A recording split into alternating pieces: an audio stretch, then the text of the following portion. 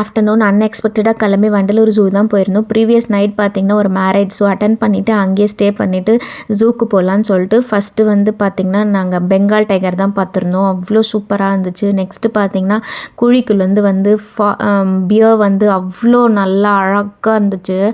பார்க்குறதுக்கு மறந்து நின்றுட்டோம். பாகுபலியில் வர காட்டு எருமை மாதிரியே இருந்துச்சு. இதுவும் அவ்வளோ சூப்பராக இருந்துச்சு. எலிஃபெண்ட்டோட வுட் கார்விங்ஸ் அவ்வளோ ரியலிஸ்டிக்காக பண்ணியிருந்தாங்க.